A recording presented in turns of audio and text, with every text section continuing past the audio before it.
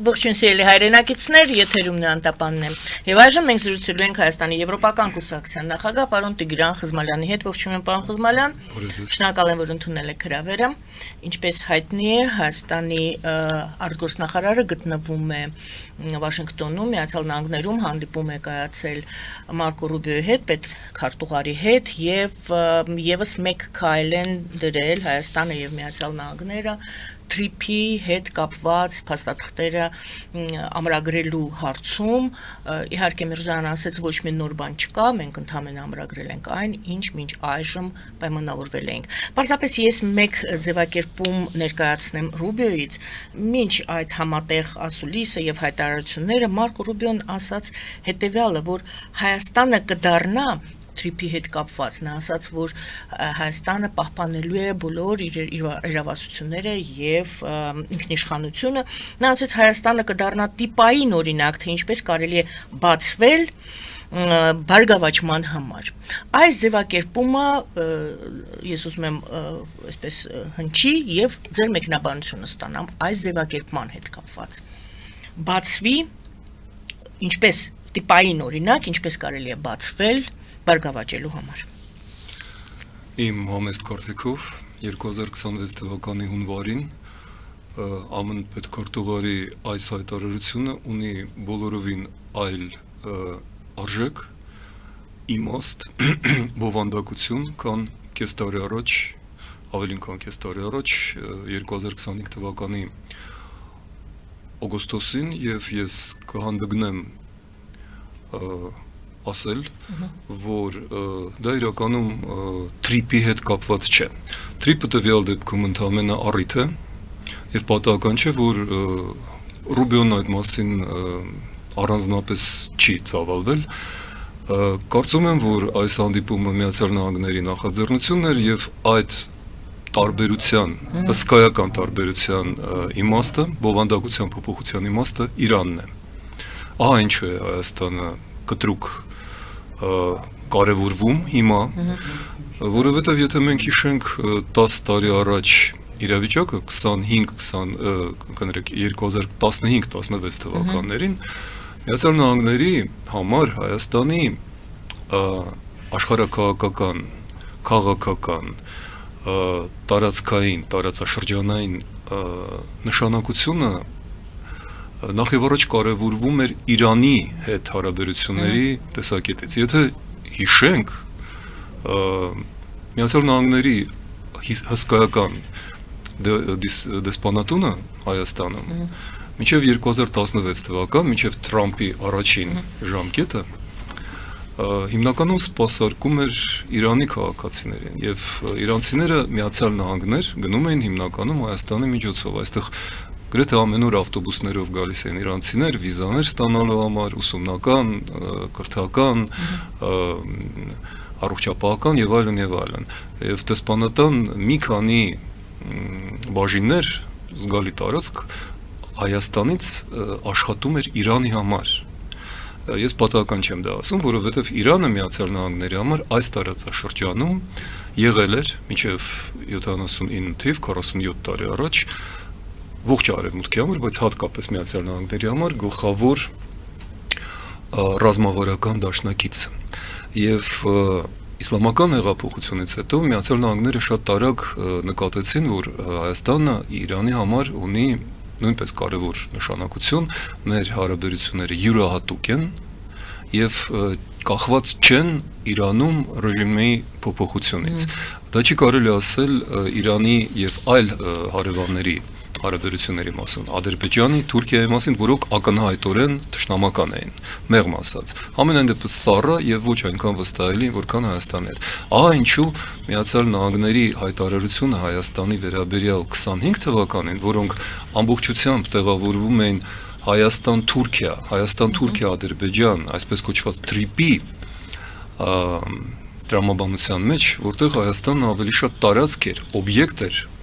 աշխարհաքաղաքական օպերացիաների։ Եվ այնտեղ գոյություն չուներ Իրանը, տեսեք, Իրանը այնտեղ ներկա էր որպես թիրախ, որովհետև եւ Իսրայելը, որը լոբինգ էր անում այդ գործարքի համար, դիտում էր Իրանը որպես գլխավոր թշնամի, սակայն ամռանը շատ բան փոխվեց 12 օրվա պատերազմը փոխեց Իրանի կարգավիճակը եւ Միացյալ Նահանգների եւ Իսրայելի համար եւ եթե նկատենք որ վերջին ամիսներին Իսրայելը զբաղեցրել է գրավել է խիստ հակաթուրքական քաղաքական դիրքորոշում այդ մասին խոսում են եւ պաշտոնական հայտարարությունները օրինակ Իսրայելի Սփյուռքի նախարարը մեկ շաբաթ առաջ հայտարարել է Թուրքիան գլխավոր թշնամի ոչ թե Իրան այլ Թուրքիան Էրդողանին անվանել է Հիտլեր եւ ասել է որ Թուրքիան արևմտյան քաղաքակրթության հիմնական թշնամին է տարածաշրջանում եւ ոչ միայն Իսրայելը սկսեց կազմել ռազմաքաղաքական դաշինք Թուրքիայի դեմ Հունաստանի եւ Կիպրոսի հետ եւ ակնհայտորեն աշնանը հրավիրում էր Հայաստանին միանալու ամենայն դեպս մերձենալու այս ամենը կտրուկ փոխել է օգոստոսից հետո իրավիճակը իսկ վերջին օրերի դեկտեմբերի վերջից սկսած ապստամբությունը Իրանում որը Միացյալ Նահանգները պաշտոնապես գնահատում են որպես այաթոլլաների կրոնապետական ռեժիմի տապալման անխուսափելի ընթացք եւ հայտարարել են փաստորեն Թրամփի մակարդակով որ օգնությունը մոտ է շարունակեք ապստամբությունը, մենք պատրաստվում ենք թիրախավորել եւ արդեն հարվածներ հասնել եւ այլն եւ այլն։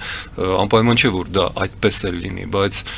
այն որ Մարկո Ռուբիոն տվյալ դեպքում Թրամփի քաղաքական խոսնակն է եւ այն որ Միացյալ Նահանգների համար Հայաստանը հիմա ունեն բոլորովին այլ նշանակություն, դա ակնհայտ է։ Ահա ինչու ես կարծում եմ որ Մարկո Ռուբիոյի հայտարարությունները կես տարի առաջ եւ այս օրերին ունեն բավական տարբեր բովանդակություն եւ Թրիպը այստեղ կապ չունի։ Այսինքն դուք չեք բացառում, որ այս այցը Արարատ Միրզոյանի այցը ներկայացում է որպես Թրիպի հետ կապված ինչ որ չգիտեմ, փաստաթղթերի ամրագրում, թե ինչ, նույն Միրզոյան ասած ոչ մի նոր բան չկա, այլ ավելի շատ կոնսուլտացիայի համար Իրանի հարցով։ Ես կարծում եմ, որ Արարատ Միրզոյանը դիվանագիտորեն ակնարկեց հենց այն ինչ դուք ասում եք, երբ որ ոչ մի նոր բան չկա, Միացյալ Նահանգները նման դեպքերում Հայաստանի արտգործնախարարն իրենց մոտ չեն կանչում։ Թրիպը դա ընդամենը շղարշ է, դա ընդամենը առիթ է։ Թեմա է, որի շուրջ իրականում խոսում էր բոլորովին այլ բաների մասին եւ ես վստահ եմ, որ խոսակցությունների, եթե ոչ հիմնական, ապա զգալի մասը վերաբերվում էր Իրանի հետ հարաբերություններին եւ Հայաստանի նոր դերակատարությանը կրկնում եմ արդեն 2 շաբաթ է ինչ Միացյալ Նահանգների եւ ողջ արևմուտքի Եվրամիության տեսակետից Հայաստանը ստանձնում է նոր դեր արդեն դառնում է ոչ թե օբյեկտ այլ սուբյեկտ առաջին անգամ այս տարիների ընթացքում Որպեսզի մի քայլ առաջ դնենք այո տեսնենք այդ ինչ նոր դերի մասին եք դուք խոսում մի քայլ ետ դնեմ եւ փորձենք մի հարցի պատասխանել մենք հրաշալի հիշում ենք Ադրբեջանի դերը Իսրայելի համար Իրանի հարցում դուք հիմա ես ձեզ կխնդրեմ հիմա ասել այն դեպքում երբ Իսրայելը հայտարարում է Թուրքիային համար առաջին թշնամի իրեն արդյոք Իսրայելի համար Ադրբեջանը շարունակում է մնալ այդքան կարևոր նույն Իրանի հարցում սա Իրան Իսրայել ներողություն այո Իրան Իսրայել եւ Ադրբեջան փոխհարաբերություններն են եւ Հայաստանը այս դեպքում արդյոք Միացյալ Նահանգների համար Ադրբեջանը չէ այդ կենտրոնական երկիրը ֆիգուրը, որը կարևոր է Իրանի հետ կապված հարցում, այլ Հայաստանն է արդեն կարևոր դառնում։ Հայաստանն է Միացյալ Նահանգների համար կարևոր երկիր եւ արդյոք Իսրայելի համար եւս կարող է Հայաստանը դառնալ կարևոր երկիր հետագա հարաբերությունները կառուցելու համար Իրանի հետ։ Եթե դուք առաջարկել եք այս հարցը քննարկել եւ մեկ քայլ հետ կատարել, ապա հասկանալու համար այս ամբողջը պետք է կատարենք 2-3 քայլ հետ եւ հիշենք, որ հենց այն տարիներին, երբ որ ստեղծվում էր Իսրայել պետությունը 47, 48, 49 թվականին, շատ կարևոր իրադարձություններ են տեղի ունենում հյուսիսային Իրանում Հյուսիսային Իրանը այդ պահին Ստալինի որոշմամբ դառնում էր հարավային Ադրբեջան։ Ոչ բոլորը գիտեն, որ երկրորդ համաշխարհային պատերազմի ընթացքում Իրանի զգալի մասը օկուպացված էր կարմիր բանակով։ Եվ Իրանը հանդիսանում էր ամերիկյան օգնության դեպի սովետական միություն եկող հիմնական հաբերից մեկը։ Նախիջևանից մինչև Երևան ստուդեբեկերների շարասյունները մեր հին երևանցիները հիշում են, մեր պապերը պատմում են այդ մասին։ Դա Իրանով էր գալիս։ Եվ 45-46 թվականներին Ստալինը որոշեց ստեղծել Թաբրիզում հարավային սոցիալիստական Ադրբեջան։ Եվ պահանջվեցին հսկայական ջանքեր, Միացյալ Նահանգները նաև այդ պատճառով պայթեցրեցին ատոմային ռումբը, ցույց տալու Ստալինին, որ թույլ չեն տալու գրավել, զբաղեցնել, զավթել Իրանի հյուսիսը։ Եվ Իրանում այդ մասին հիշում են շատ լավ։ Սովետական կոմունիստական հանրապետություն Իրանում իրականում այնտեղ երկու հանրապետություն էր, մեկն էլ Ստալինը Քրդստան էր փորձում ստեղծել, եւ 2 տարի այդ տարածքը փաստորեն օկուպացված էր։ Եվ Իրանում դա մղձավանջ է։ Ահա ինչու եմ ես դա հիշում, որովհետեւ Ադրբեջանի հանդեպ, կրկնում եմ, ոչ թե Թուրքիա, այլ հենց Ադրբեջանի հանդեպ Իրանի հարաբերությունները պատմական եւ ոչ այդքան հին անցյալից, ընդամենը մոտ 80 տարի առաջ ստվերված են այս շատ Իրանի համար տհաճ հիշողություններով եւ հետագայում ամբողջ շահի օրոք քաղաքականությունը տոգորված էր այդ տագնապով եւ շատ բան արվում էր, որ նման ոտնձգություն չկրկնվի։ Այդպես որ Ադրբեջանը Իրանի համար եղել եւ մնում է սպառնալիք, գոյաբանական սպառնալիք։ Եվ կապ չունի, որ ռեժիմն է, այաթոլլաներն են, թե ոչ, խոսքը չէ, այստեղ կա տարբերություն, տարբերությունն այն էր, որ մենք պետք է հասկանանք ինչու՞մն է տարբերությունը շահական Իրանի եւ իսլամական։ Շահական Իրանը ազգային պետություն էր, բազմազգ, բայց այնուամենայնիվ դա Պարսկաստան էր։ Նա Պարսից շահ էր, նա շարունակում էր 3000-ամյա Ահեմեդիների, Արշակունիների, Արտաշեսյանների, Սասանիդների Պարսկաստանի ավանդույթը։ Իսլամական Իրանը դա ազգային պետություն չէր, դա իսլամական աշխարհի, դա փաստորեն խալիֆատ վերստեղծելու փորձ էր, որտեղ խալիֆատը ոչնչացվեց 1922-23 թվականին, երբ որ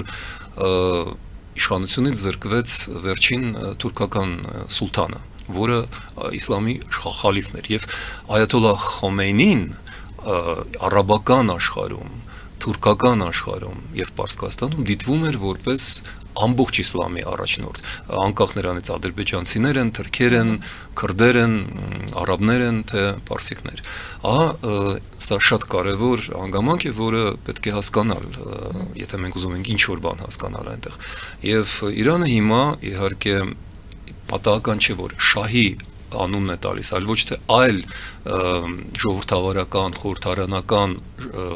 հանրապետության, որովհետև Իրանում շատ լավ հասկանում են, որ բազմազգ Իրանը, որի հյուսիսում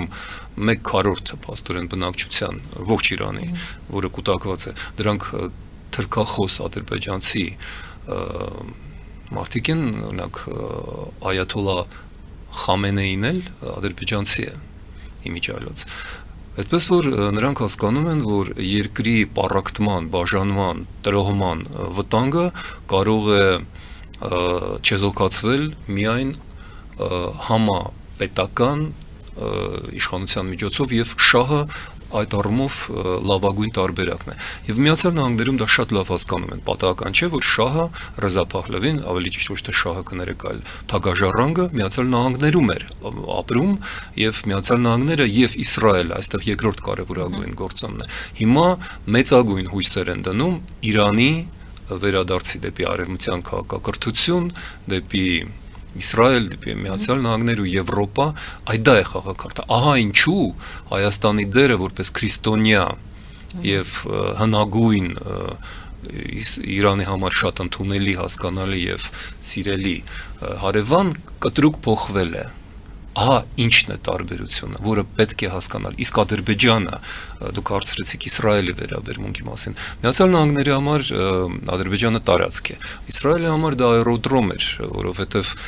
պատրաստվելով պատերազմելու Իրանի դեմ, հիմնականում այդպես էր սկսվել Իսրայել-Ադրբեջան համագործակցությունը, որը հետո տնտեսական, քաղաքական աստար ունեցավ նաև, բայց հիմա կարևոր է Միացյալ Նահանգների դերը, Իսրայելը պարզապես առաջնորդում է, դա չեմ կարծում, որ կտրուկ կվատարանան հարաբերությունները Իսրայելի եւ Ադրբեջանի հետ, բայց նրանք կորցնում են իրենց ռազմավարական նշանակությունը, իրենք մնալու են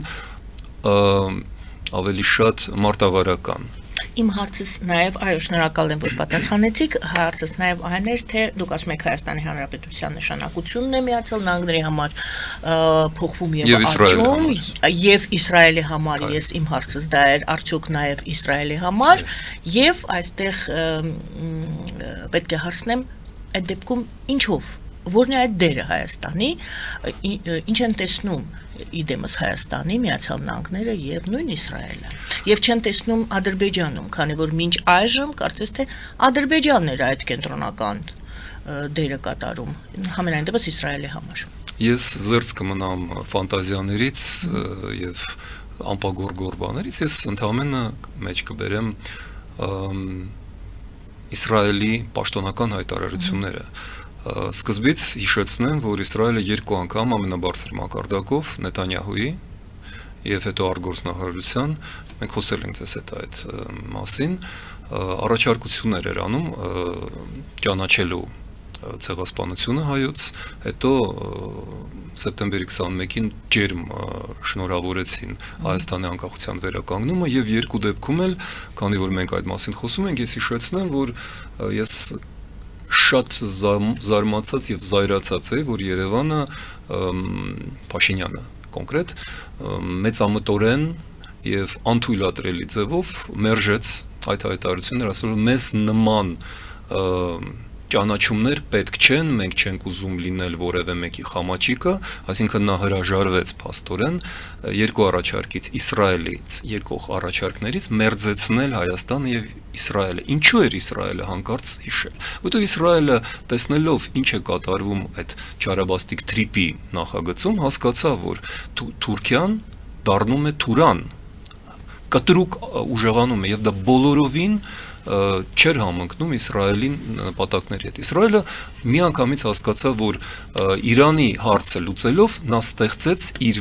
գլխին մի մեծ նորախոյան եւ շատ արագ փորձեց Հայաստանի հետ հարաբերությունները լավացնել։ Քանի որ Երևանը դա մերժեց, հիմա ես անցնում եմ երկրորդ մեջբերմանը։ Տեսեք, մեկ ամիս առաջ մոտավորապես Նեթանյահուն հրավիրեց Հունաստանի եւ Կիպրոսի վարչապետներին եւ շատ կոնկրետ խոսեց, որ մենք հին հնավուրց ազգեր ենք, հույներս եւ հрьяաներս, ասում է Նեթանյահուն, եւ մենք միասին պետք է հակադրվենք այս տարածաշրջանում զավթիչ հանդիսացող Թուրքիայից եւ նրա աշխարհաքաղաքական նկրտումներին, այսինքն Թուրանին։ Այդ խոսքը չասվեց, բայց հասկանալի էր, որ խոսքն այդ մասին է եւ Իսրայելը շատ մեծ տագնապով է դիտում Թուրքիայի, Ադրբեջանի միջոցով դեպի միջին Արևելք եւ մինչեւ Չինաստան հասնող այդ նախագծին։ Եվ Հայաստանը այնտեղ հրավիրված էր, այնտեղ Հայաստանի համար աթոռ էր, որը Փաշինյանը չհասկացավ, որ նրա համար է, Հայաստանի համար է, կներեք, եւ չընդունեց այդ առաջարկը։ Բայց ես ուշադրությունը բերում եմ նրան, որ Նեթանյահուն շատ անսովոր բան առաջադրեց խնդիր։ Մենք հին քաղաքակրթություններ ենք։ Այստեղ կա 4 հին քաղաքակրթություն։ Եթե հաշվենք հրեականը, Աստվածաշնչյան, Հունաստանի հնությունը ոչ ոք կասկածի տակ չէ դնում, եւ մնում են եւս երկուսը՝ Իրանը եւ Հայաստանը։ Եվ ահա ինչու պատրաստվելով մերձեցմանը Իրանի հետ արդեն աշնանը Նեթանյահուն պատրաստում էր դա, եւ բնականաբար այդ մասին տեղյակ էր նաեւ Թրամփը եւ Ռուբիոն եւ այլն։ Այսինքն Միացյալ Նահանգները եւ Իսրայելը սկսեցին պատրաստել Իրանի հետ մերձեցում արդեն այն ժամանակ։ Եվ այստեղ Թուրքիայի եւ Ադրբեջանի դերը կտրուկ իջնում է, նրանց արժեքը իջնում է, որովհետեւ նրանք դիտվում են Իսրայելի ու հետեւաբար նաեւ Միացյալ Նահանգների համար ոչ այնպես ինչպես կես տարի առաջ եւ Հայաստանի դերը կտրուկ բարձրանում է եւ ես այստեղ ընդհանրապես ավարտելով ընդգծեմ որ եթե տվյալ դեպքում Իսրայելը երևում է Միացյալ Նահանգները, ապա Հունաստանը երևում կանգնած է Եվրոպական միությունը։ Մենք այդ մասին էլ ենք խոսել, բայց հիմա այն ենթադրությունները, որ մենք ձեզ հետ անում ենք աշնանը դեկտեմբերին, հիմա մեր աչքի առաջ դա իրականություն է դառնում։ Ահա ինչու Միրզոյանին կանչել են Վաշինգտոն, ահա ինչու Նետանյահուն շարունակելու է փորձերը խոսել Հայաստանի մասին, աննախադեպ ջերմ հայտարարություններ Տիգրան Մեծին հիշատակելով անում էր Հայաստանում Իսրայելի դեսպանը, որը նստած է Թբիլիսիում, բայց մենք շուտով կտեսնենք, որ այստեղ էլ է դեսպանատուն բացվելու եւ հարաբերությունները Իսրայելի, հետեւաբար նաեւ Ամերիկայի հետ Հայաստանի համար դառնալու են իսկապես ռազմավարական։ Այդ ամենը, ինչ դուք նկարագրում եք, ենթադրում է, որ Իրանում պետք է իսկապես փոփոխություն լինի, թե առանց այդ փոփոխության, ես նկատի ունեմ ռեժիմի փոփոխություն լինի, թե անգամ եթե այաթոլլաները, այսինքն իսլամական ուրեմն Իրանը շարունակի եւ շահի այդ վերադարձը մինչ հեղափոխական Իրանին տեղի չունենա, եւս Միացյալ Նահանգները շարունակելու են իրենց հարաբերությունները կառուցել Իրանի հետ այն դրամաբանության մեջ, որի մասին դուք խոսում եք։ Իմ կարծիքով ճիշտ է ձեր առաջին վարկածը։ Եթե Իրանում չփոխվեր կամ չփոխվի իրավիճակը, ոչ, մենք բացարձակապես նման շանս չենք ունենա եւ Հայաստանը կմնա թուրք-ադրբեջանական դաշինքի համար տարածք եւ Միացյալ Նահանգների համար դա բոլորովին անկարևոր մի մաս կմնա, որովհետեւ Թրամփը գնաց այդ ամեն ինչին Իսրայելի խնդրանքով դա իսրայելական նախագիծ էր եւ պատահական չէ որ Ամրանը ես այդ մասին խոսում է առաջինը այդ մասին խոսեց Թուրքիայի Միացյալ Նահանգների դեսպանը եւ նրա կապը Իսրայելի հետ իմիջիալոց ակնհայտ է հիմա այդ մասին չարժե խոսել այսօր բայց այդ նախագիծը այն ժամանակ արդիական էր կարևոր էր եւ Հայաստանի համար դա անչափ անբարենպաստ էր այսպես որ եթե Իրանում չփոխվի իրավիճակը ռեժիմը իշխանապողություն չլինի ապա Հայաստանը կմնա ոչ թե գործոն այլ գործիք կմնա ոչ թե աշխարհի քաղաքական սուբյեկտ այլ օբյեկտ եւ մենք կորցնելու ենք մեր պետականությունը իսկ այս բարագայում եթե Իրանում այսինքն գլխավոր նախապայմանը մեր իրավիճակի փոփոխման դա փոփոխությունն է Իրանում այո դուք նշեցիք ասացիք չարաբաստիկ թրիփի մասին խոսելով եւ ասացիք որ Իրանը Իսրայելը հասկացավ որ այստեղ Թուրանի հեռանկար է բացվում եւ դա ընդհանրապես Իսրայելի նպատակների հետ համահունչ չէ այստեղ հարց արդյոք դա համահունչ է Միացյալ Նահանգների նպատակներին գուցե սխալ ենք մենք ձեր բնորոշումը սխալ է չարաբաստիկ թրիփ ասելով Միացյալ Նահանգների շահերի եւ Հայաստանի շահերի համընկման տեսանկյունից ես մի անգամ եմ ուզում հիշել ընդգծել որ հասկանալի լինի թրիփը նախատեսվում էր որպես հակաիրանյան նախագիծ դրա նպատակներից մեկն էր ուժեղացնել թուրքական գործոնը տարածաշրջանում հիմա երբ որ կտրուկ ուժեղանում է մեր աչքի առաջ իրանական գործոնը երբ դրան աջակցում է Իսրայելը Միացյալ Նահանգների համար իրավիճակը նույնպես կտրուկ փոխվում է այն առումով որ ավելի է կարևորվում ոչ թե թուրանական նախագիծը որը առաջարկվում էր թուրքերի կողմից որպես այլընտրանք եւ որպես Իրանին զսպելու հզոր միջոց որտեվ թրիփը փաստորեն կտրում էր Հայաստանի եւ Իրանի սահմանը տնտեսապես սկզբից իսկ հետո նաեւ աշխարհագրորեն եւ հետո նաեւ քաղաքական առումով այդ առումով մենք վերջանալու ենք որպես պետություն ես դա օգոստոսի 9-ից ասում եմ բարձրաձայն այդ թվում նաև ձեր եթերում։ Հիմա կրկնում եմ, իրավիճակը փոխվում է եւ թրիպը դառնում է ածանցյալ, երկրորդական, երրորդական։ Այդ մասին դեռևս կխոսեն, որովհետեւ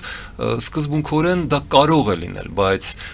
դա դրա բովանդակությունը, իմաստը, նպատակը բացարձակապես փոխվում է։ Հիմա դա չպետք է որևէ բան չպետք է ուղղված լինի Իրանի դեմ։ Հիմա կարևորվում է վաղուց արդեն ստեղծված նախագիծը Հյուսիս-Հարավը, որի ջատագովն էր Եվրամիությունը եւ այստեղ է, որ Հայաստանի շահը համընկնում է արևմուտքի հետ։ Ու նաեւ Միացյալ Նահանգների, որտեւ եթե հակադրվել Իրանին այլևս ամերիկացիների ու իսրայելցիների նպատակը չէ, ապա գալիս է այլ նպատակ, իսկ ինչպես օգնել Իրանին, ինչպես է Իրանը դուրս գալու արևմտյան շուկաներ, նախ եւ առաջ Հյուսիս-Հարավ ճանապարհով, որը վաղուց արդեն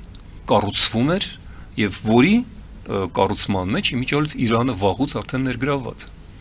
Շնորհակալ եմ, գովաստ հայտարարենք եթերում, վերադառնանք տաղավար եւ խոսենք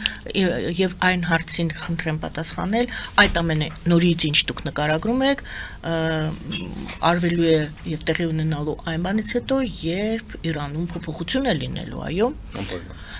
Գովաստ եթերում սիրելի հայրենակիցներ, մնացեք մեզ հետ։ Ֆելիչե ժամանակակից ատամնաբուժական կլինիկա։ Այստեղ հարմարավետությունն ու խնամքն առաջնային են։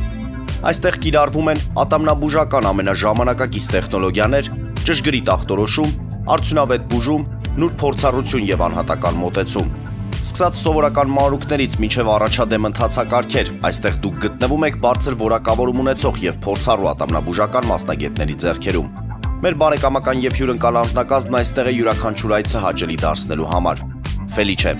ձեր առողջ եւ ամենաերջանիկ շպիտը սկսվում է այստեղից։ Եկեք եւ բացահայտեք նորարարության փորձագիտության եւ կարեկցանքի կատարյալ համադրությունը։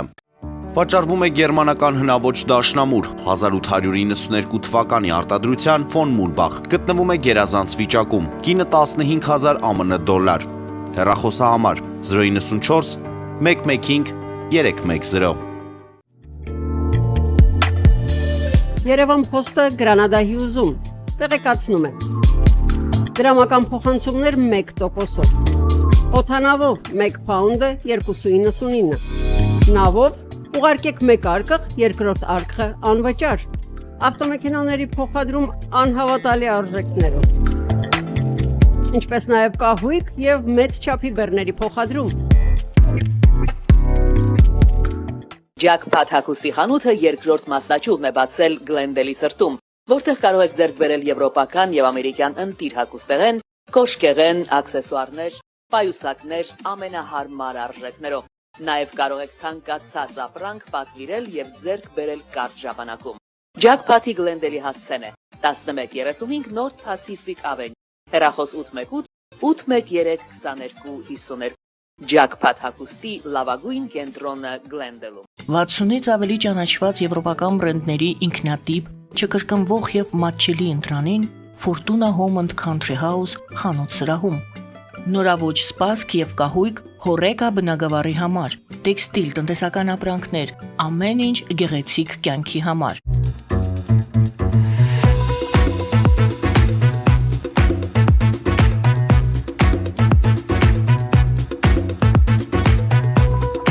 Արարատ ռեստորան, ընտանեկան եւ ընկերական ժամանցի լավագույն հասցե, սիրված արտիստներ, հյուրընկալ մթնոլորտ, հարուստ ճաշացան, անմահական խորտիկներ, Արարատ ռեստորան, հասցեն անփոփոխ, սիրով սպասում ենք ձեզ։ Լավագույն պաղպաղակ, բնական, համեղ եւ մատչելի գներով պաղպաղակը կարող եք ձեռք բերել բոլոր հայկական խանութներում։ Պահանջեք հայկական պաղպաղակ, Թամարա պաղպաղակ։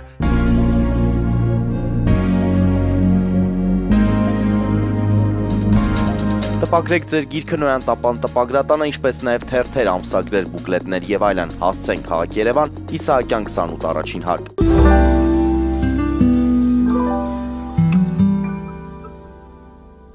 Սիրելի հայրենակիցներ, հիշեցնեմ, որ մենք զրուցում ենք պարոն Տիգրան Խզմալյանի հետ, Հայաստանի Եվրոպական կուսակցության նախագահ։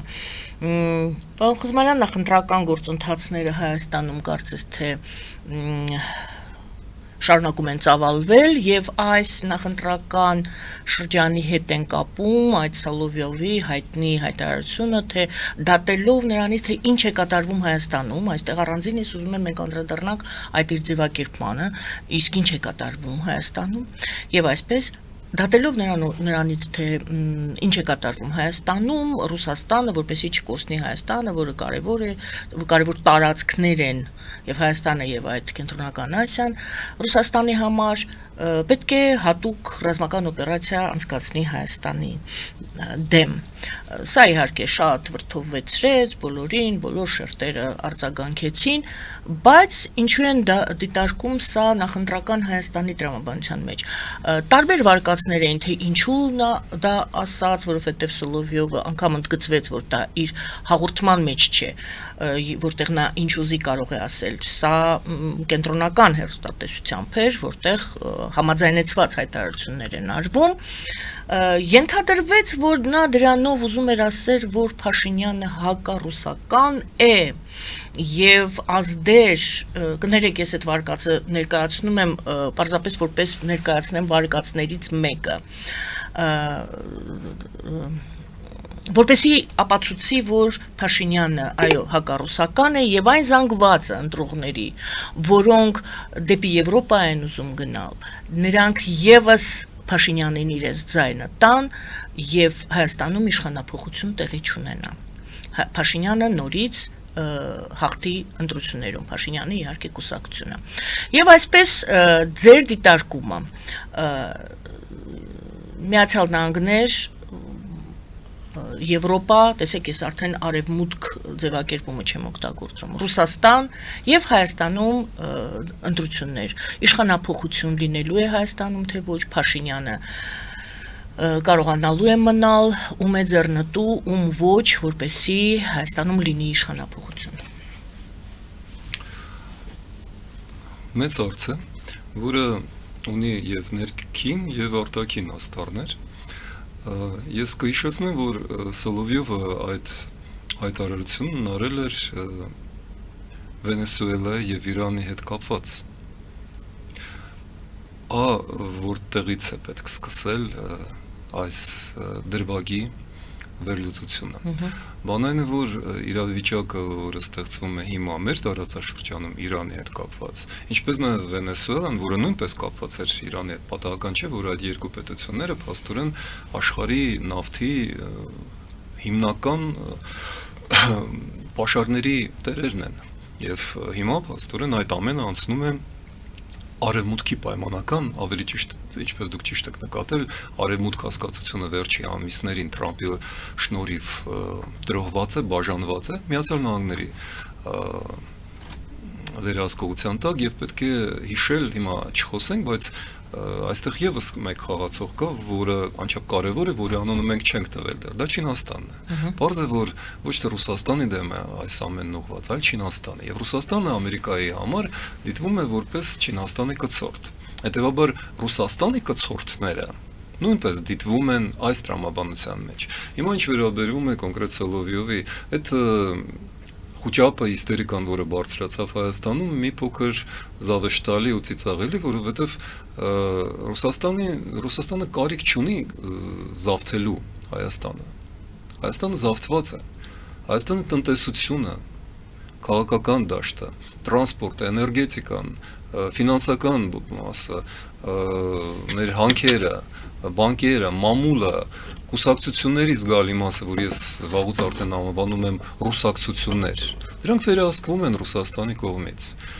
Հեռուստատեսություններով H1-ից մինչև H2, մինչև 5-րդ կամ չգիտեմ 25-րդ ալիքները պրոռուսական են, այնտեղ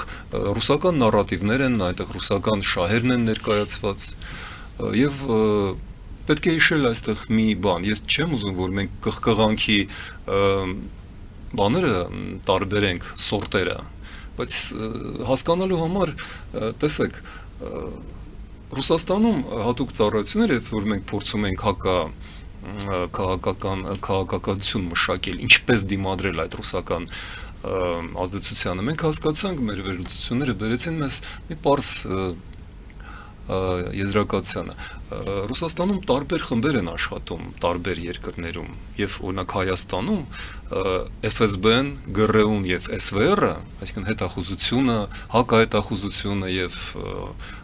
անվտանգության ծառայությունները ունեն տարբեր խմբեր, որոնք կցված են նրանց տարբեր գործիչների եւ այդ բյուջեները, որ նախատեսվում են Հայաստանում աշխատանք կատարելու համար։ Ինչ բյուջեներ են, ասենք Մայասանդուն 3 հայտարարեց, որ $300 միլիոն է հատկացված եղել Ռուսաստանից, Մոլդովայում ապակայունացնելու համար իրավիճակը։ Ես կարծում եմ, որ Հայաստանում նույնպես մոտավորապես $500 միլիոն չափ գումար է։ Եվ այդ գումարը կիսում են այդ մրցակիցները, չեկիստների տարբեր խմբերը։ Նրանց այստեղի հաճախորդները նույնպես մրցակցում են այդ փողերի համար։ Եվ այն, որ Հայաստանի կառավարությունը,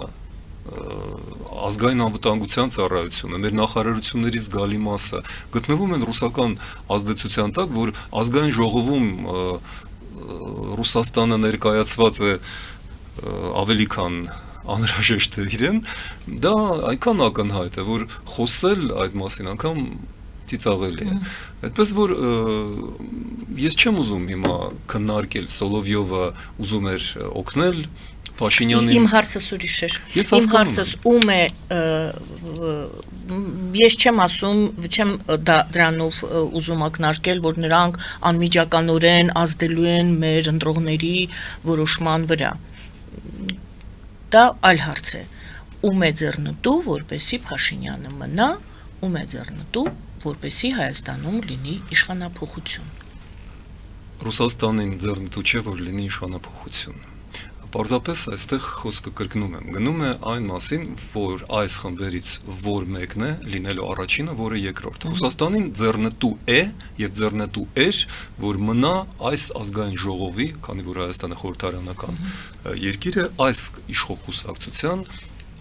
այս ձևաչափը։ Մարդիկ, ովքեր սկզբունքներ կամ գաղափարախոսություն չունեն, որոնք հայտարարում են, որ մենք գնում ենք դեպի հարուստ շուկաներ, կոպիտ ասած ով մեզ կվճարի, նրա հետ էլ մենք կլինենք։ Դա ԿՊ-ի իշխող կուսակցության գրեթե պաշտոնական դիրքորոշումն է։ Ես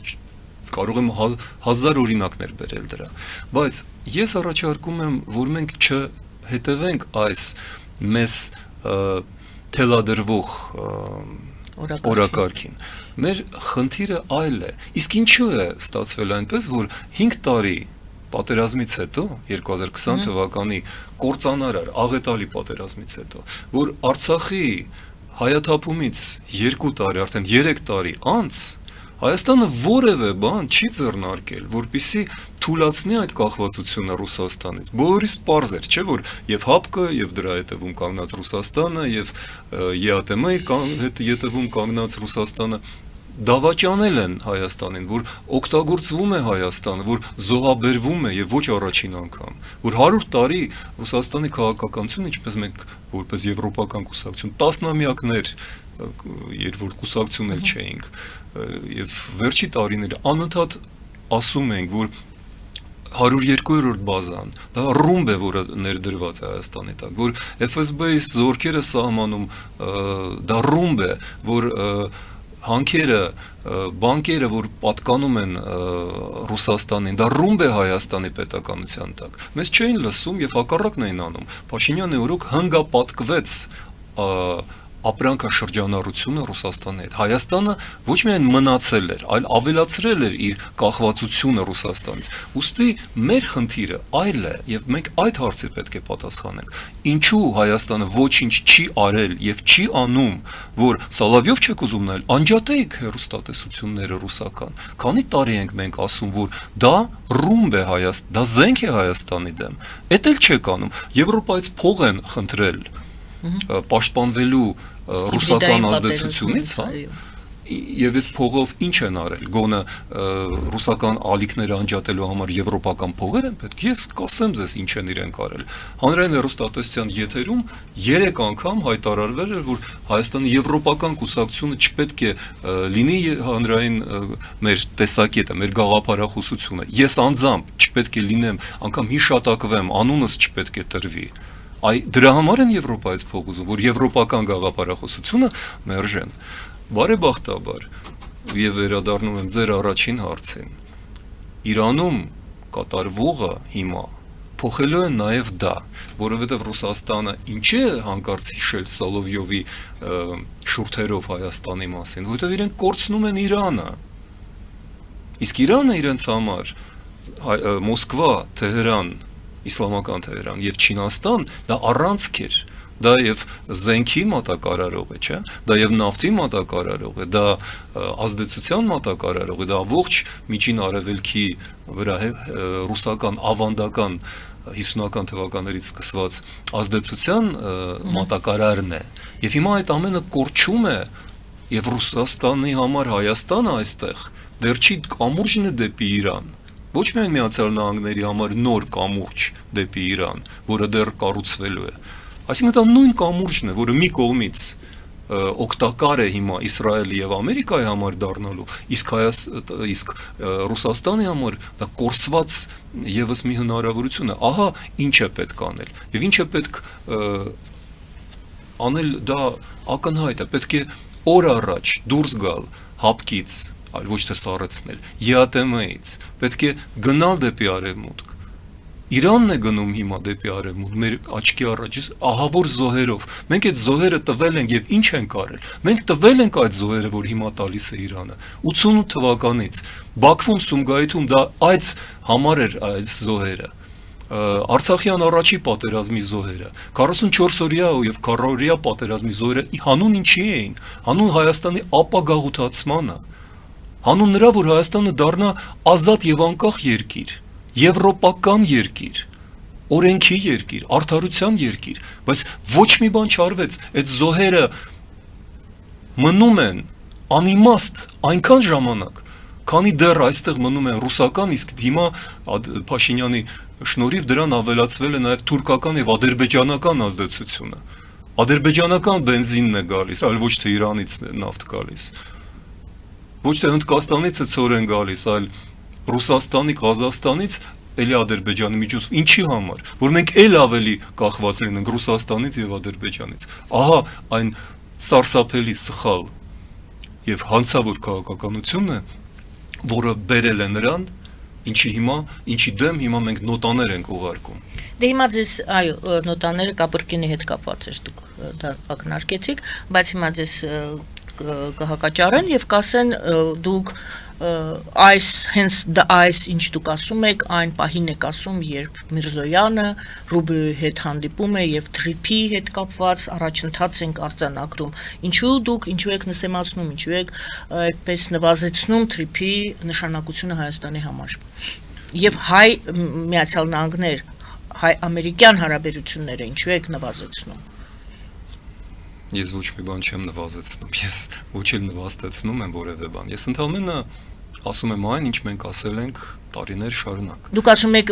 ինչու Հայաստանը քայլ չի անում դեպի Եվրոմիություն, բայց հիմա ձեզ կասեն Հայաստանը քայլ է անում դեպի Միացյալ Նահանգներ։ Մինչև Իրանում չսկսվեց ապստամբությունը, Հայաստանը այդ թրիփի միջոցով ոչնչացվում էր որպես պետություն եւ պետականություն։ Ես բազմիցս դա ասել եմ։ Հիմա Միացյալ Նահանգները փոխում են իրենց դիրքորոշումը, ոչ թե թրիփի հանդեպ։ Թրիփը դա ընդհանրապես մի փոքրիկ մի հանգամանք է իրենց հսկայական աշխարհակաղակական քարտեզում, որի մասին իրենք Թրամփը չերել հիշի, ինչպես նա շփոթում էր, պատահական չի, որ Թրամփը Հայաստանը, Ադրբեջանը, մեկ Ալբանիայի, մեկ Կամբոջայի հետ է շփոթում եւ դժվարանում է հիշել Փաշինյանին, ու Փաշինյանը հատուկ գնում ասում է, ես Հայաստանի վարչապետ, ասում հա հիշում եմ, այնտեղ անես։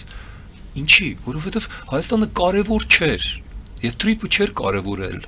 Ամերիկան այդ թրիփը 1000 տարի պետք չէր։ Դրա համար նա ինչ-որ մասնավոր ֆիրմա էր այստեղ ուղարկում, որովհետեւ Իսրայելը խնդրեց։ Հիմա Իսրայելին պետք չէ թրիփը։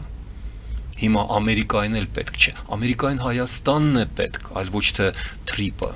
Հայաստանը որպես երկիր, որպես դարպաս դեպի միջին արևելք, դեպի Պարսկաստան, եւ դա վաղուց էր պետք, եւ Ամերիկային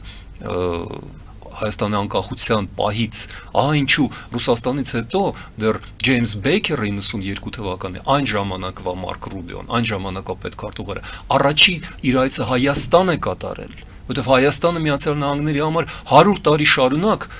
գլխավոր դաշնակիցն էր այս տարածաշրջանում։ Հետո Իրանը դարձավ։ Եվ Ամերիկան փորձում էր կառուցել այդ Հայաստան-Իրան կապը, կամուրջը։ Եվ Թրիփը դա ապացույց էր, որ մենք բացարձակապես կորցրեցինք նշանակությունը եւ դառնում ենք ընդամենը տրանզիտային գոտի Թուրքիայի համար։ Եվ հիմա է դա փոխվում։ Ահա ինչու Թրամփը այլևս չի շփոթի Հայաստանը։ Նա կսովորի եւ Սյունիքի անունը, եւ Զանգիզուրել չի ասի, Իրանի գործոնով է պայմանավորված։ Այո, Իրանի գործոնով, որովհետեւ Իրանը Հայաստանի հետ միասին, Վրաստանի հետ միասին դառնում են այն, ինչ պետք է լինեինք։ Հազարավոր տարիներ մենք դա էինք, Տիգրան Մեծի ժամանակից սկսած։ Եվրոպան դա շատ լավ հասկանում է։ Հիմա Իրանի փոփոխությունների հետ կապված դա հասկանալու է նաև Թրամփը։ Եվրոպայի եւ Միացյալ Նահանգների փոխհարաբերությունները դուք կարծում եք գնալով խորանալու է ճեղքվածքը եւ այդտեղ լուրջ խնդիրներ Ինչ-որ պահին դա կանգնելու է իհարկե, Եվ Հայաստանի համար դա ինչ դե բոլոր երկրների իրենց խնդիրները կունենան, Հայաստանը ինչ խնդիրներ կունենա։ Հայաստանի համար չպետք է լինի ընտրություն կամ Միացյալ Նահանգներ կամ Եվրոմիություն, բայց եթե հանկարծ նման հարց ծագի, ապա իհարկե Հայաստանի համար շատ ավելի նախընտրելի է Եվրոպական միությունը, որտեղ կա քաղաքական նախագիծ, որտեղ կա արժեքների համակարգ եւ օրենքի ուժն է գործում, այլ ոչ թե ուժի օրենքը։ Թրամփը ժամանակավոր ջարդում է որոշ բաներ, բայց Միացյալ Նահանգները անխուսափելիորեն կվերադառնան դեպի այդ ընդհանուր եվրոպական արևմտյան նախագիծ եւ դրա ապացույցն է այն,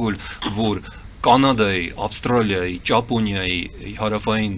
Կորեայի պես երկրները ձգտում են դեպի Եվրոպա, այլ ոչ թե դեպի Թրամփ։ Այդպես որ Թրամփի Ամերիկան դա ժամանակավոր է։ Ինքը լուծում է Չինաստանի հարցը, Ռուսաստանի հաշվին, բայց վերջի իրենք նորից հանդիպելու են եւ Հայաստանը պետք է լինի ոչ թե էլի ինչ որ մի փոքրիկ նախագծի զոհը,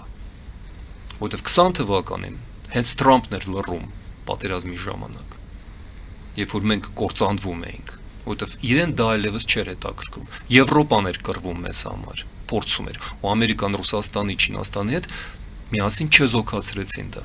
Չպետք է կրկնել նույն սխալը։ Իհարկե մեր տեղն է Եվրամիությունը, եղել է եւ մնում է։ Շնորհակալ եմ, ես հեռախոսազանգ եմ ընդունում։ Այո, բարև ձեզ, լսում ենք ձեզ։ Բարև ձեզ, Տիկին Արաքելյան, բարև ձեզ, պարոն Խզմալյան, ողջունում ձեզ հրավիրելիս։ Պարոն Խզմալյան, այդ հարցի վերաբերյալ Տիկին Արաքելյանի թե ինչու եք նշանակում Թրիփը, ես ձեզ հարց տամ, կա վարկած եւ համաձայն եք արդյոք դուք թե ոչ, որ կարծեք թե Հայաստանի իշխանություններին ստիպեցին, որ եւ լավ առումով, մեծ օգտակար առումով ստիպեցին, որ Ամերիկայի հետ այդ Թրիփը անի, որտեղ դա նախնապես նախագծված էր որպես թուրք-ադրբեջանական նախագիծ, բայց կարծեք թե Թրամփը Ամերիկան հասկանալով Հայաստանի կարևորությունը, այն դարձրին հայ-ամերիկյան։ Եվ նաեւ եթե դա այդպես է, համաձայն եք, որ եթե Փաշինյանը, ինչպես դուք եք ասում, շարունակի խաղեր տալ, շարունակի Ամերիկայի թշնամիների հետ Ռուսաստան, Չինաստան մերձենալ, ապա կարող է Միացյալ Նահանգները հիասթափվել եւ դա իսկապես կնշանակի Թրիփը եւ կարող է կորի Հայաստանի կարևորությունը։ Շնորհակալություն։ Եկեք նորից հարց տանք մեզ։ Ինչ կարևորություն ունի Թրիփը Միացյալ Նահանգների համար։ Ամերիկայի Միացյալ Նահանգները ինչ պետք է բերեն կամ ստանան Թրիփով։ Մի հատ հասկանանք, այդ 42 կիլոմետրանոց ճանապարհով Ամերիկայի Միացյալ Նահանգների տնտեսական, ռազմական, քաղաքական շահը ո՞րն է։ Այդ ամերիկյան ո՞ր արտադրանքն է, ասենք, Կարսից մինչև Նախիջևան կամ մինչև Ադրբեջան-Բաքու գալու, որ Ամերիկան դրա համար պետք է որևէ Այստեղ բան երկու հարց է, քաղաքական պրոյեկտ է սա, թե տնտեսական պրոյեկտ է սա։ Կրկնում եմ, Ես սա- ներողություն եմ խնդրում, ես ABC TV հեռուստադիտողներին պետք է հրաժեշտ տամ, մեր եթերաժամը ավարտվեց, մի քանի վայրկյան հետո կանջատվի, բայց եթե շարունակությունը ուզում եք լսել, դիտել մեր հաղորդման, մեր ուղիղ եթերը շարունակեք հետևել ուղիղ եթերով։ Այո, կներեք, եւ այսպես, քաղաքական պրոյեկտ է TRIP-ը, թե տնտեսական։ Սա բացարձակապես քաղաքական պրոյեկտ էր, ավելին դա թուրքական պրոյեկտ էր, որը հնարավոր դարձավ միայն այն պատճառով, որ Իսրայելը համոզեց Միացյալ Նահանգներին այդ պահին օգնել եւ աջակցել Թուրքիայի այդ վաղեմի դեռ 91-92 թվականից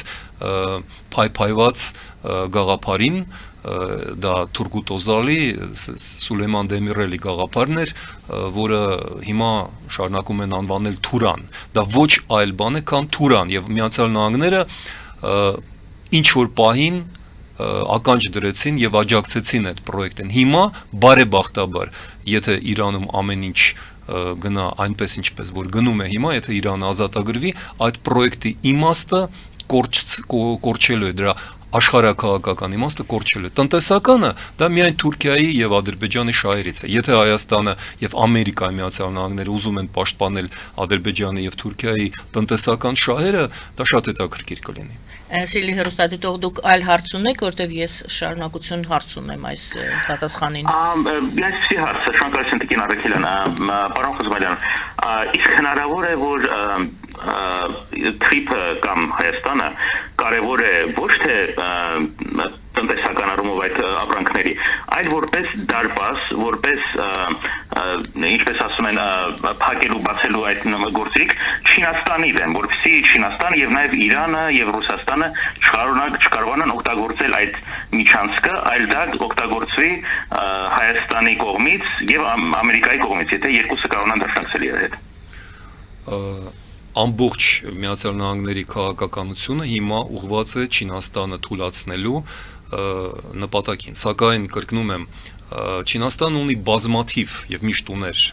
վտակներ իր տնտեսական կապերը զարգացնելու ծովայինից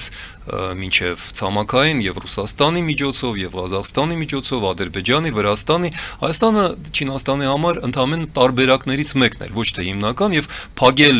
40 դարպասներից մեկը դա չի նշանակում փակել ճանապարհը, սա մեկ։ Երկրորդը կրկնում եմ, այդ ինչ պետք է Հայաստանը բերի, ասենք Ադրբեջան կամ ստանա Ադրբեջանից, որ մենք դրա համար պետք է զիջենք փաստորեն ինչպես էլ անվանեք դա, բայց սուվերենության հարցը, որի մասին այնքան ցավոտ է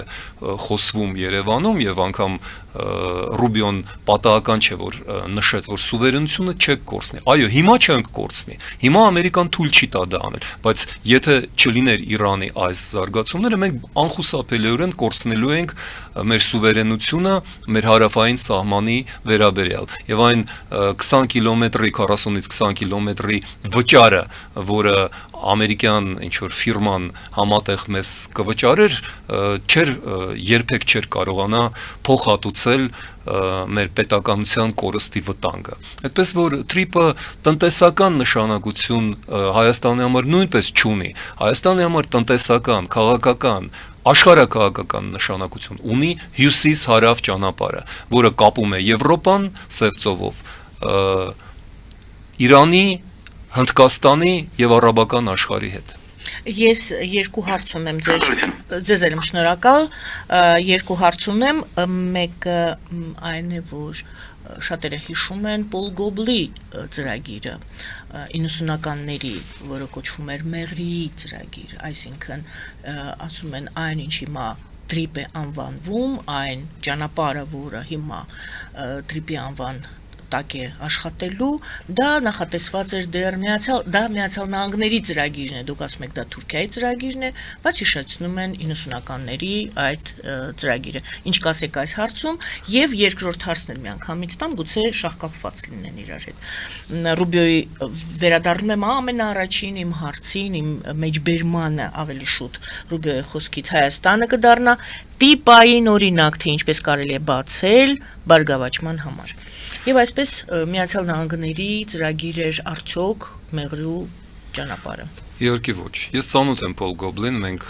նամակագրություն ունենք ժամանակին, հիմա չեմ շփվում իր հետ։ Նա երրորդական կարգի, 4-րդ կարգի չինովնիկ էր։ Նա չէր կարող ներկայացնել Միացյալ Նահանգների շահերը կամ կարծիքը։ Եթե Միացյալ Նահանգները որոշեին այն ժամանակ անել դա, իրենք դա կանեին։ Դա տարբերակ էր եւ չմոռանանք, որ այդ տարբերակներից մեկն էր փոխանակել Արցախը Սյունիքի հետ, ամենայն դեպս այդ ճանապարհը, այո, եւ դա անընդունելի էր եւ Հայաստանի համար այն ժամանակ եւ ի վերջո նաեւ Միացյալ Նահանգների համար։ Դա որպես Արցախի հարցի լուծում եք դուք դիտարկում, թե Միացյալ Նահանգների շահերը սպասարկող Միացյալ Նահանգների ծրագիր Մեղրիի հետ կապված։ Տեսեք, Միացյալ Նահանգները շահ ունեին այդտեղ։ Ես մի փոքր հիշատակեցի 91-92 թվականին, երբ որ տապալվեց Սովետական միությունը, Թուրքիան զգաց գոյաբանական վտանգ, որովհետև Թուրքիային օգնում էր արևմուտքը որպես խոչընդոտ սովետական ազդեցության դեմ։ Իրանը այլևս այդ խոչընդոտը չէր 91 թվականին եւ Թուրքիան հենց դա էր Թուրգուտ Օզալի եւ Սուլեյման Դեմիրելի, հետո նաեւ Թանսուչիլերի գաղափարը, որ եկեք մենք Ամերիկային ծախենք այն գաղափարը, որ թուրքական մոդելը պետք է աշխատի եւ Ադրբեջանի եւ Ղազախստանի, Թուրքմենստանի, Միջին Ասիայի երկրների համար եւ Բուշ ավագին դա առաջարկվում էր եւ դա շատ լուրջ քննարկվում էր։ Սուլեյման Դեմիրելը առաջարկում էր օրինակ հանուն դրա զավթել Հայաստանը եւ Բուշ ավագը դա գաղտնի նամակներ էին, որոնք հիմա դեկլասիֆիկացված են, այսինքն բացվել են եւ ես ունեմ այդ նամակների ֆոտոկոպիաները, ասում է Շուշիի գրավումից, ազատագրումից հետո հաջորդ իսկ օրը Բուշ ավագը գրում է հանկարծ Սուլեյման Դեմիրելին, չփորձեք օգտագործել դա եւ չմտնեք Հայաստան, ինչպես նախատեսում եք։ 93 թվականին Թանսու Չիլերը նորից փորձեց մտնել Աղդամի անկումից հետո օգտագործելով Ռուսաստանի խառնաշփոթը, դա խորհրդարանական ապստամբություն էր Խազբուլատը Ֆրուցկոյի եւ այդ օրերին թուրքական բանակը արդեն սկսեց կրակել եւ պատրաստում էր զավթում մտներ Սյունիքով դուրս գալ Լաչինով Արցախ մտներ եւ այդ դեպքում արդեն Քլինտոնի ադմինիստրացիան Սկրոուֆորդը կարծեմ դա էր ազգանունը ազգային անվտանգության խորհրդականի, ասաց, որ մենք մոտեցնելու ենք 6-րդ նավատորմը Ստամբուլին եւ կրակելու ենք, եթե դուք հարձակվեք։ Երբեք Միացյալ Նահանգները նման նպատակ չունեին, թե չէ իրենք չէին պաշտպանի Հայաստանը այդքան ժամանակ։ Իրենք թույլ չէին տա Հայաստանին առևտրական կապեր պահպանել Իրանի հետ, երբ որ Իրանին ամեն ինչ արգելված էր։ Միակ պետությունը, որը անարգել կարող էր տնտեսական կապեր շարունակել Իրանի հետ, դա Հայաստանն էր, Միացյալ Նահանգների թույլտվությամբ։ Այդպես որ ասել, որ Միացյալ Նահանգները դա ուզում են, դա պարզապես ծիծաղելի է։ Իհարկե ոչ։ Եվ տիպային օրինակ, այդ ինչ տիպային օրինակի մասին է խոսքը։ Հենց այն է, որ այն ինչ առաջարկում են թուրքերը իրենց եւ Միջին Ասիայի երկրների համար, որի զոհը պետք է դառնար Հայաստան, եւ անխուսափելի են կդառնար։ Հիմա բացարձակապես փոխում է իր բովանդակությունը, որովհետեւ Իրանի հետ բացելով ճանապարհները, առևտուրը, իսկ Իրանը ահռելի մեծ շուկա է, որին Միացյալ Նահանգները եւ Եվրոպան պատրաստվում են վաճառել ամեն ինչ, ավտոմեքենաներից, տեխնոլոգիաներից մինչև օդանավեր, միլիարդների եւ տրիլիոնների առևտուր է սկսվելու։ Եվ այդ առևտուրը մասամբ զգալի մասով գնալու է Հայաստանի միջոցով, հյուսիս-հարավով։ Դրա համար է 10 տարի շարունակ Եվրոպան դա պատրաստել։ Եվ զոհաբերել դա հանուն այդ 20-40 կիլոմետրանոց տրիպի եւ զոհաբերել ամեն ինչ, դա պարզապես անմտություն է, դա կամ միամտություն է կամ չարամտություն։ Շնորհակալ եմ, պարոն Խուզմալյան։ Փաստորեն ստացվում է, որ շատ բան, ինչի մասին մենք խոսեցինք, կապված է այն իրավիճակի հետ, որը այսօր Իրանում է, թե ինչպես կհանգուցալուծվի այս խնդիրը, այո։ Ցավոք, այո, ցավոք ինչու, որովհետև Հայաստանը դադարել է լինել վերջի տարիներին քաղաքական գործիք, կներեք, քաղաքական գործոն եւ դարել է քաղաքական գործիք։ Մենք սուբյեկտ չենք, մենք օբյեկտ ենք եւ սպասում ենք, թե ինչ կլինի Իրանում դա այդպես չպետք է լիներ։ Ահա ինչու էր Հայաստանի եվրոպական կուսակցությունը պնդում, որ մենք ընդունենք այդ Եվրամիության անդամակցության օրենքը, որ մենք դառնանք էլի գործոն, որ մենք Իրանի եւ Վրաստանի համար դառնանք օրինակ։ Իսկ հիմա մենք սառեցրեցինք ամեն ինչ եւ այս սառը ձմռանը նստած սպասում ենք, թե ինչպես հանգուցալուծվի այդ ողբերգական զարգացումները Իրանում։ Շնորհակալ եմ այսօրվա զրույցի համար, շնորհակալություն սիրելի հայրենակիցներ, նաև ձեզ, որ մեզ հետ եք այս հարցազրույցի ընթացքում։ Հայաստանի Եվրոպական կուսակցության նախագահ Տիգրան Խզմալյանի հետ էինք զրուցում։ Զրուցվարում էի ես Գայանե Առաքելյանս։ Բարին ձեզ։